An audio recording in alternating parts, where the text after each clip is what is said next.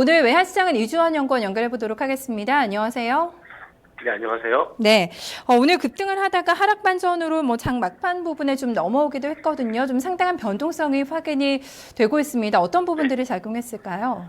네, 오늘 환율이 예상보다 조금 더 밀렸는데요. 아무래도 장 막판에 손절성 물량까지 나오면서 환율이 반락했습니다. 오늘 환율은 지난 금요일 종가 대비 1원 50전 하락한 1236원 70전에 마감했습니다.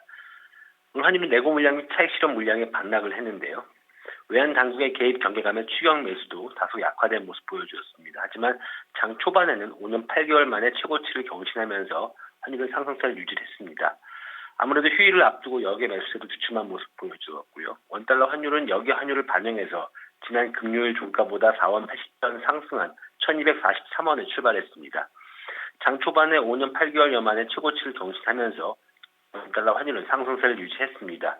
그러면서 1245원 30전까지 고점을 높였는데요. 이후에는 당국 개입 경계로 상승폭을 일부 반납하면서 1243원, 1244원대에서 거래를 이어갔습니다. 그러나 오후장 들어서 월말 수출업체의 내고 물량이 유입이 됐고요. 그리고 매수세가 약해지면서 1240원대를 하향 돌파했습니다.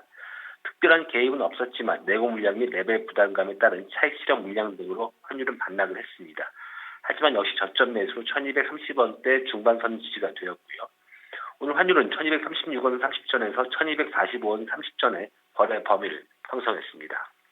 이번 주의 관전 포인트는 1240원 선 돌파 여부였는데 일단 오늘 장에서는 막혔습니다. 어떤 추가적인 상승에 대한 레벨 부담이 있는 구간이기도 하고요. 좀 여러 가지 요인들이 복합적으로 작용을 했습니다. 이제 하루 저희가 쉬죠. 3월 장의 흐름, 첫 거래의 흐름은 좀 어떻게 예상하실까요? 네, 일단 환율이 당국의 방어선인 1240원 선을 뚫은 상황이었습니다. 하지만 우리나라 외환 당국 스탠스가 다소 환율이 올라가는 건 이유가 있을 것이다. 따라서 펀더멘털에 따라서 움직인다고 봐야 한다는 발언을 위로 경제부총리가 했습니다. 그런 만큼 1240원대로의 상승을 용인한다고 보여지는데요. 다만 오늘 같은 경우는 역의 매수세가 주춤하면서 또 외환 당국 개입 경계감에 아무래도 추격 매수가 약화가 되면서 실수요 및 실공급 간의 거래가 이루어졌습니다. 아무래도 오늘 같은 경우는 공급 우위의 모습 보여주었는데요. 월말 수출업체의 내고 물량이 내일 휴일을 앞두고 좀 강하게 유입된 측면이 크고요. 그러면서 차익 실현 물량까지 나왔습니다. 휴일을 앞두고 역의 매수를 주춤을 했고요. 그러나 상승 기조 속에서 그 속도는 기존 여전히 상승 기조고요. 다만 그 속도는 다소 둔화가 될 것으로 보여집니다. 외국인 자금 이탈 우려 완화 및 외환 당국의 스무딩 오퍼레이션 등으로 조정 장세는 어느 정도 불가피할 것으로 보여지고요. 다만 저점 매수 1230원대는 지지가 되는 가운데 꾸준하게 1240원대 위로의 어떤 상승 흐름을 유지할 것으로 보여집니다.